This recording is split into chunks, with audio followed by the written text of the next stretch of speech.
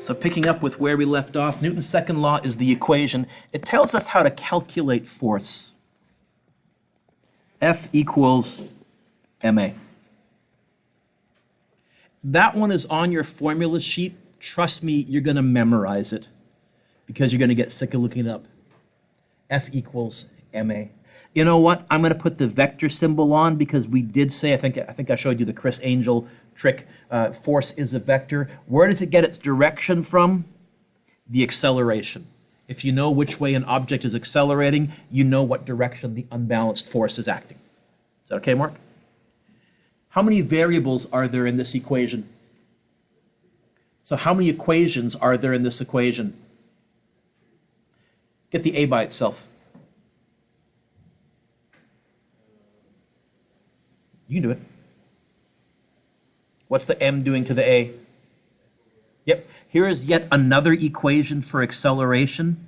When would I use this one? Oh, I guess if they gave me a force and a mass. I think that's our fifth acceleration equation because we had Vf equals Vi plus AT, and we had Vf squared equals Vi squared plus 2AD, and we had D equals VIT plus a half AT squared. We've got a bunch of ways to find acceleration. Okay. Just pick the right one by making your list and checking it twice. I guess also there's an equation for mass.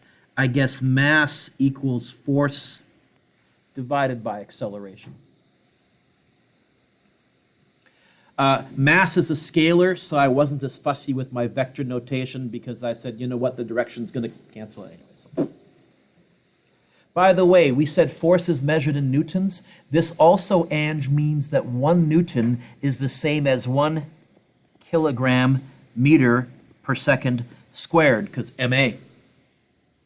And that was what we used to use as our force unit for the longest time. When physicists were calculating a force, they would say, oh, it's 6 kilogram meters per second squared. But then around, I think 70 or 80 years ago, we said, let's name that unit a Newton after Sir Isaac Newton.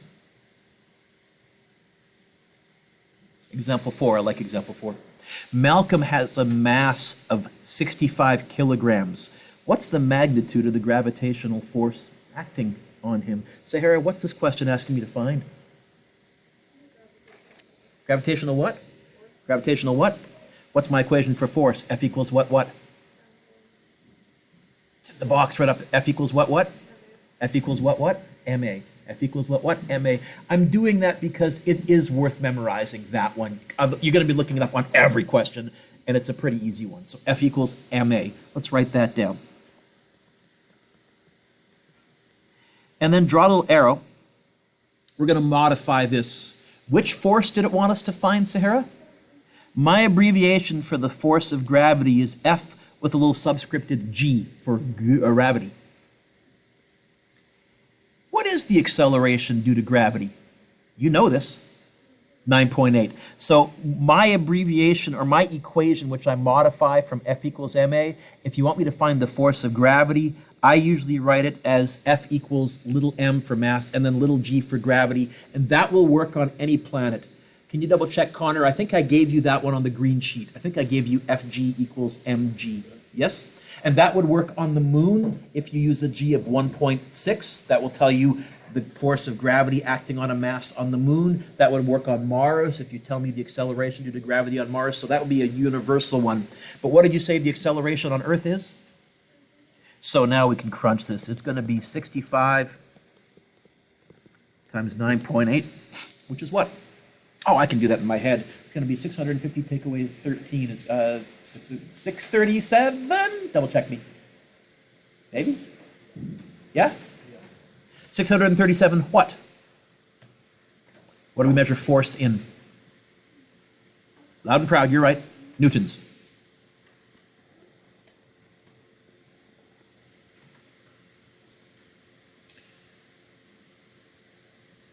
And you found where we are, okay? Okay. And then I have here note, you might want to put a star next to this because I'm telling you, I'm going to ask you this on the test. Gravitational force has a special name. What's the special name for gravitational force? It's on your formula sheet.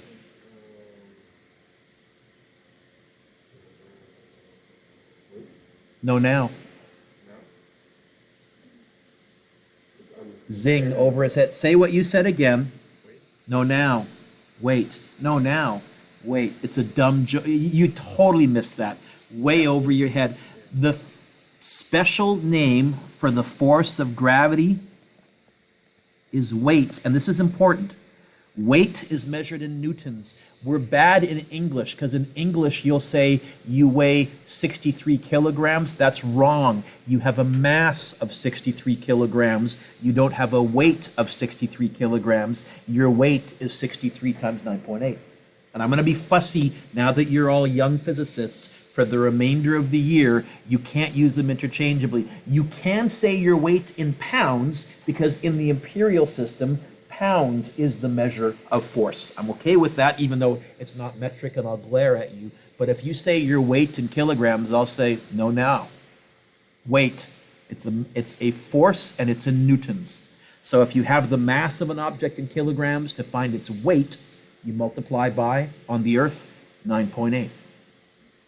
Which means your weight on the moon is different, but your mass stays the same.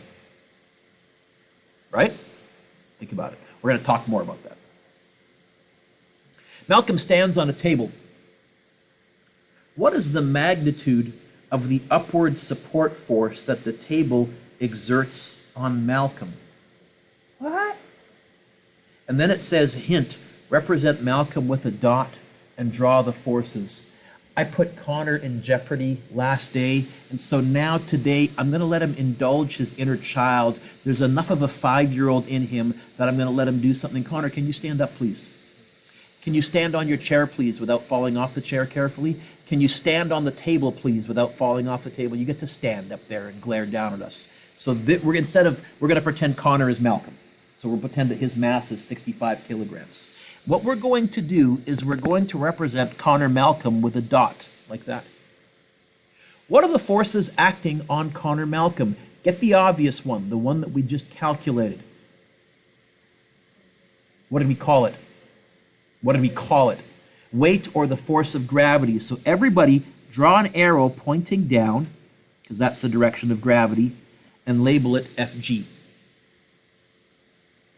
Now, notice what I said. Part I said, what's the magnitude of the upward support force that the table exerts on Connor Malcolm? Look at Connor. Is he sinking into the ground like quicksand right now? Everybody say no. Is he flying into the air like Superman right now? Everybody say no. Let me ask, I'll say it now with physics terms. Is he accelerating right now? So the forces on him must be, I'm looking for a word that starts with letter B. Has to be balanced. Look at the picture that we've drawn. Are those balanced forces? This is the power of Newton's first.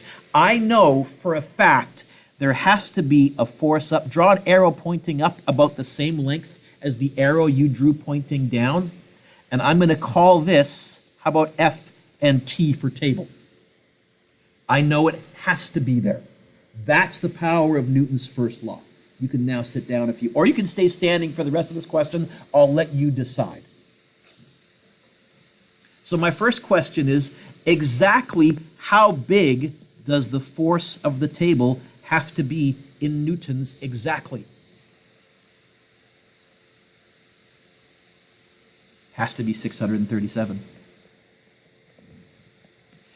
And this is kind of weird. You're not used to inanimate objects applying forces, but they do all the time. Everybody right now, sit up straight and lift your feet off the ground. Right now, gravity is pulling you into your chair. Keep your feet up. Are you sinking into your chair like quicksand? No. Are you flying off your chair like Superman? No. Are you accelerating?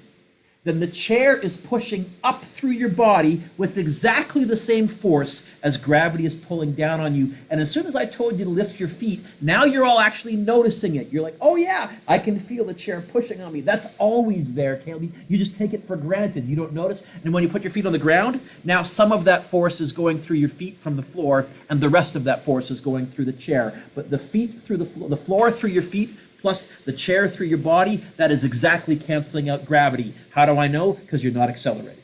That's the power of Newton's first. So part 2 said, how do I know? Well, I could say because we're not accelerating, I know the forces are balanced, but we have a law for that. What law was that? Newton's.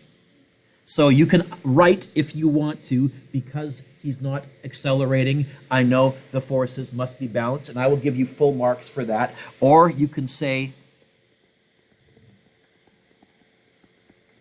and this is why I said to you last day, I won't make you memorize which law is which. You need to know what the laws are. But if you do memorize which law is which, you can certainly use them in your answers as a shortcut abbreviation for what the law means. I'm okay with that. This little tool, this little picture that we drew right here, it will probably be the single most useful tool that I give you for this unit. In fact, you're going to be drawing one of those little pictures on almost every single question. We call a diagram like this a free body diagram. Although because I tend to abbreviate, often in the notes you'll see me just write FBD. And I'm so stuck on this that if you raise your hand to ask me a question from the homework and I look over and I don't see a free body diagram, I won't help you. I'll walk away. Next page.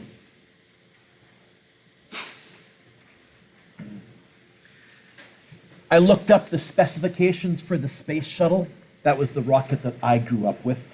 I realize the space shuttle is no longer flying, so you'll have to find a rocket that you grew up with. But space shuttle has a mass of 2.03 times 10 to the 6th.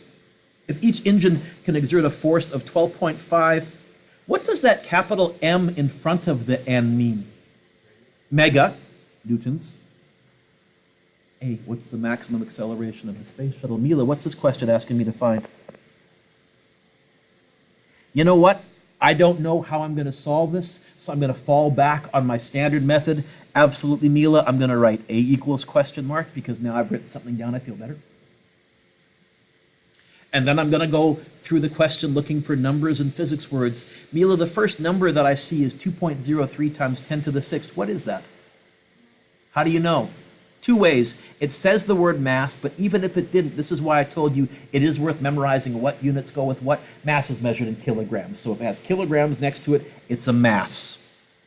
And Mila, I gotta be honest, as soon as I wrote this, because I have so many different ways to find acceleration, but as soon as I wrote A equals and then an M, I'm thinking F equals what? MA. I'm not thinking VF equals VI plus AT or D. I'm not thinking any of those. What's that 12.5? How do you know? It says force and meganewtons, so I'm going to say F equals 12.5. I don't like meganewtons. It's good to write it that way, but we don't do physics with that. I know Connor has his green sheet out. And so does Amy. What's mega? 10 to something.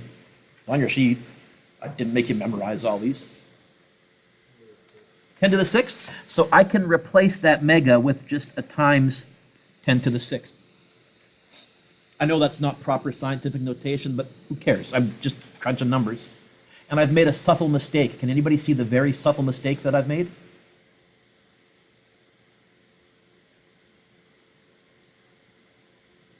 Yeah? Nope. Nobody's read the note? Are you serious? I put note, what? There's 2 engines, baby. Please read the questions. It says, note, there are 2 engines. Paige, you caught that, right? Nod your head. So times 2. F equals what, Mila?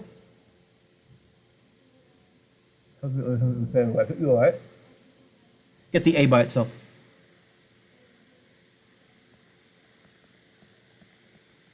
Okay.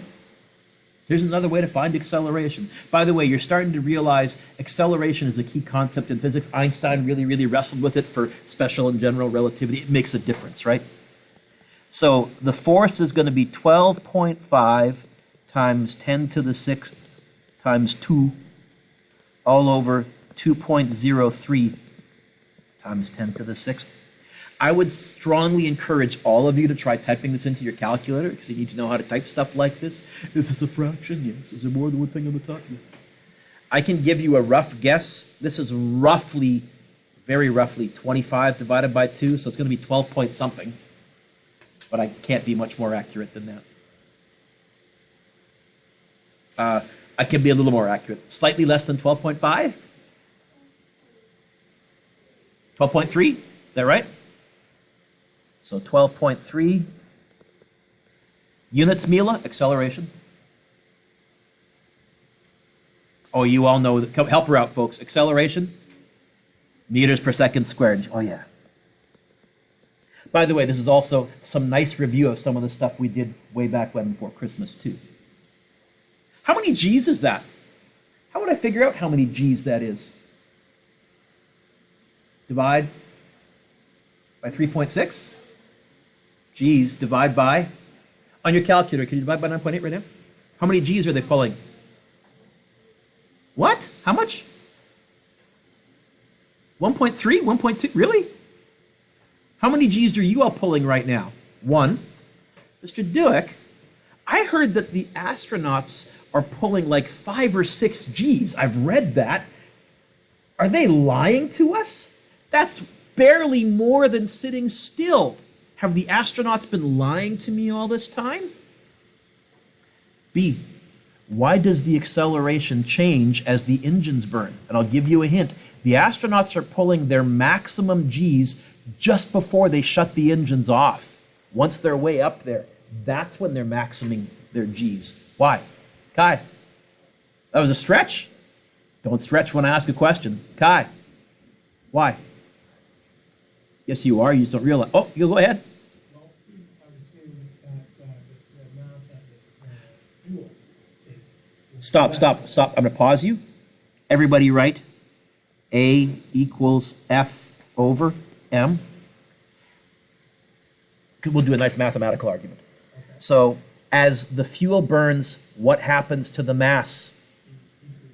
As this number gets smaller, when you divide by a smaller and smaller number, same thrust, because the engines are still burning, what's going to happen to your answer if you continue to divide by a smaller and smaller number? Does your answer get bigger, smaller, or stay the same? Yep. So I want to say as the fuel burns, the mass gets smaller, so the acceleration increases, but you know I'm going to abbreviate. Yes?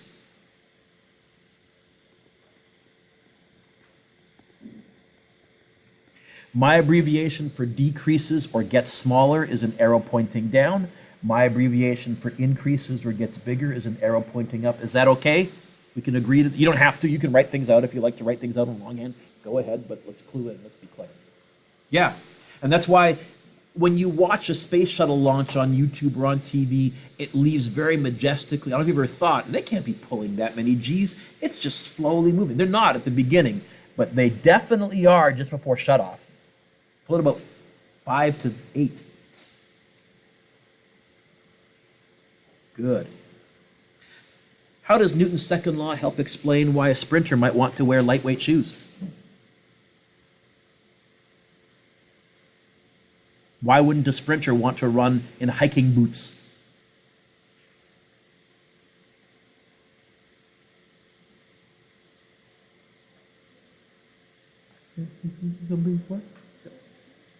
Because they're heavy? So, why would that help? You ready? Everybody write down.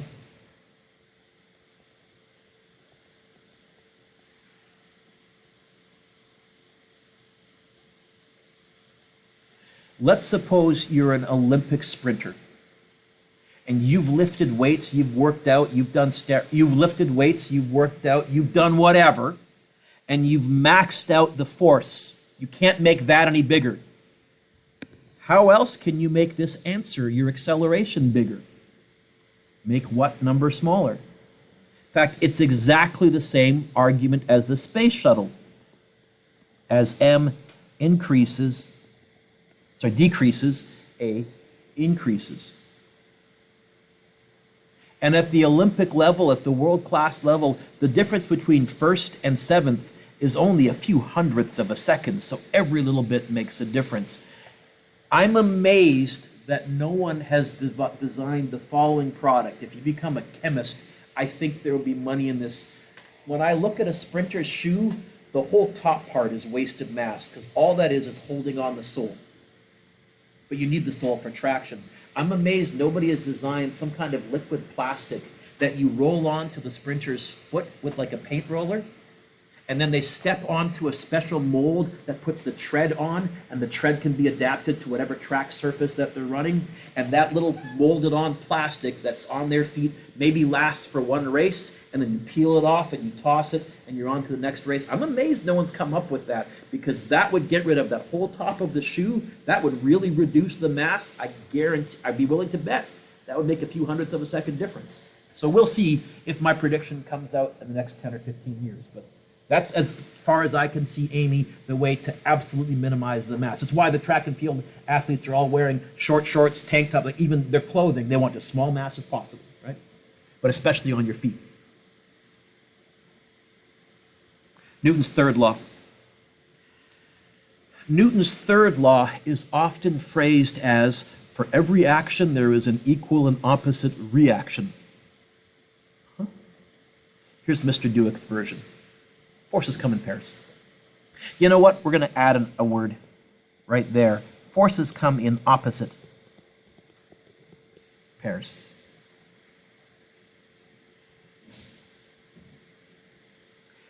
You can't push on something without it pushing back. If you want me to write this mathematically, because I'm a math nerd, the force of object A on object B is equal to the force of object B on object A, but in the opposite direction, so I'll stick a negative in front of it. This means a force has to be an interaction between two objects. If you have an object out in space by itself in a vacuum away from any planets, it's impossible for that object to have any force, because it has to interact with a second object for a force to occur. And Newton's third explains that how most of you understand how things work is totally wrong. I got to pause the video for a second there. I hope I remember to hit. So basically, I use Newton's first to figure out what forces are missing. I use Newton's third to figure out what those forces actually are. So I use Newton's first to see if any forces are missing. And I use Newton's third to then say, oh, it must be this, because there's something pushing down and forces come in pairs. Is that all right? So bathroom scale example, we just did that. How does Newton's third help explain why it's difficult to walk or drive on ice? Well, when you're walking or driving on ice, it's friction that's pushing you forwards or helping you stop. And on ice, we have no friction, so we don't have a big enough pair to cause us to speed up or slow down. Now, I don't want to write a big paragraph. That's my longer verbal explanation. How can I write it shorter? With no friction, we have no force pair. And because we have no force pair, then the object going to keep, Newton's first will kick in. You're going to keep going in a straight line on a steady speed.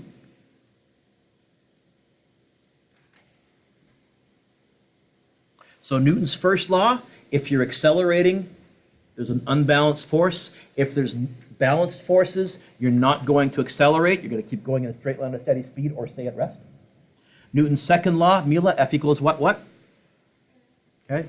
Newton's third law, forces come in opposite pairs. For every action, there is an equal and opposite reaction. Forces come in opposite pairs.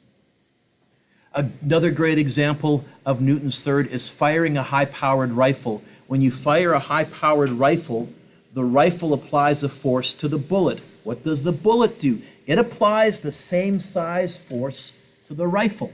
Put your pencils down and look up. Bear with me. How does Newton's third law explain why professional boxers need to wear boxing gloves? Because if the fist applies 100 newtons to the face applies 100 newtons to the fist. Sorry, I forgot to hit unpause, so I'll say that for my YouTube viewers. Okay? What's your homework? Oh, hang on, no, we're not done yet. Geez, turn the page. I forgot about this. Why do you lurch forward in a bus that suddenly slows? Let's imagine you're standing on a bus. It's standing room only. and the bus has to hit the brakes quickly. Why do you lurch forwards? Or when it's already at rest and it picks up speed, why do you lurch backwards? What law applies there? First law. Newton's first. So you could either say my body wants to keep going in a straight line at a steady speed, or it wants to stay at rest and not accelerate. Or if you know that's Newton's first, I have no problem if you just say Newton's first, drop the mic and walk off, and I'll go, good, I know exactly what you mean. It's up to you. You can memorize these or not. I'd like you to imagine that we're having a car crash, and the crash is between a big 5-ton moving van and a little tiny, smart car. Make a little smart car. In the collision below, which vehicle experiences the larger force? A, the truck, B, the car, or C, both the same? You know what? We're in a new decade. We're going to vote. How high you hold your hand up is how sure you are of the answer. I'm positive, I'm pretty sure, I'm only guessing because Mr. Dueck will make fun of me if I don't vote, and Mr. Dueck will make fun of you if you don't vote. Okay? So in that collision, big moving van, little smart car, which one experiences the larger force? Who says, the truck, Mr. Dueck, because it's bigger, it experiences a bigger force, the truck? No one. Okay. Dueck, it's obvious, the car. It's going to get creamed. It's the car. 1, 2, 3, 4, 5, 6, 7, 8, 9, 10, 11, 12. Okay. Who says no? It's both the same. 1, 2, 3, 4, 5, 6, 7, 8. Convince me.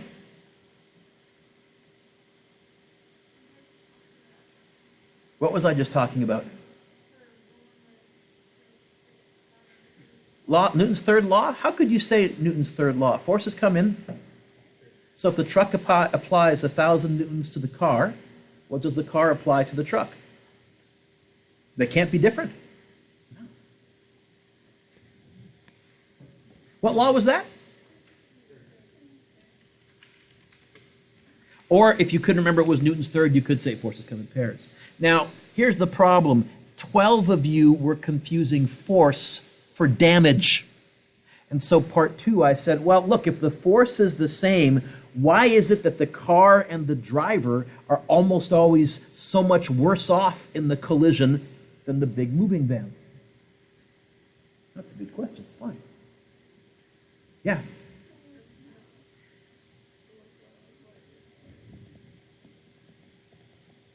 Beautiful.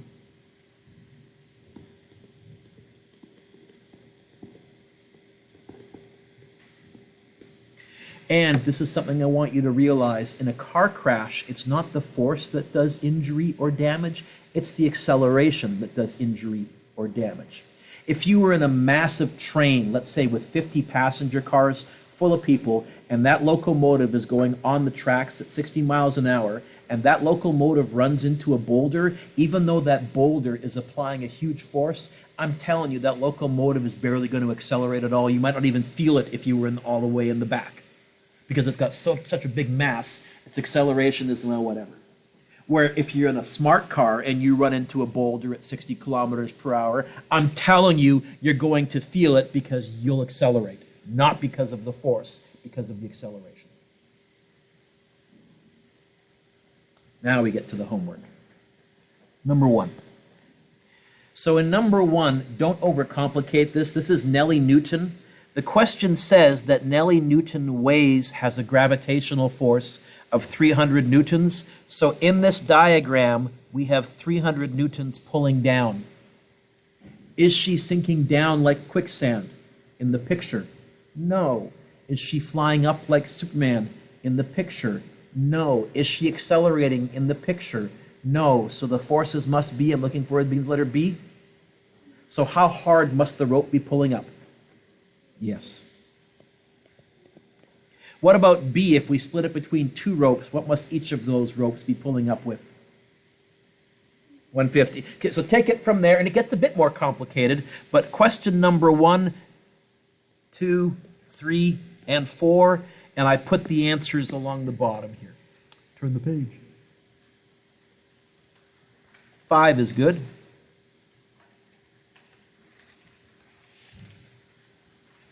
6 is good, 7 is good. 8 is good, 9 is good, or as I like to say, yeah, 9. Then take a look at number 10. This is going to be a chunk, but this conceptual, it goes pretty fast. So number 10, we're talking about Newton's third. Forces come in pairs, and this is meant to be kind of stupid obvious, but I just want you to notice the pairs. A says head bumps ball. The answer here is ball bumps head. Forces come in pairs. So B, windshield hits bug, bug hits windshield. That's all you're doing, is recognizing that those forces will be the same. Oh, by the way, and that's why when a bug hits a windshield, it has such a small mass that its acceleration is bigger than its exoskeleton can handle. It goes splat, but none of you feel the car shudder when a bug hits the windshield because your car has a big enough mass. Same force, basically no acceleration. 11 is tricky. I haven't talked about it. I'm deliberately throwing you to the wolves and seeing who can be clever.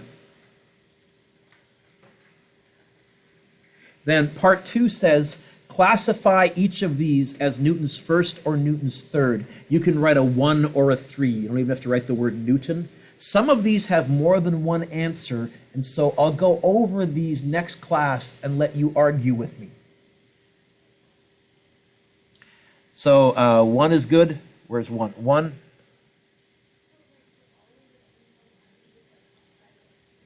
1 or 3. Yep.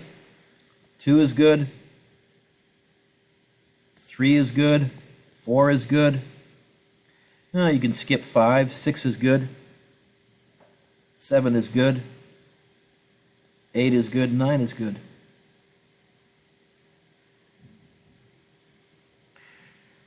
And then we have a big section on Newton's third. It says, what is the reaction force to the action force in each of the following situations? A football player kicks the football with 500 newtons up. Football pushes down with 500 newtons on the player's foot, because forces come in pairs.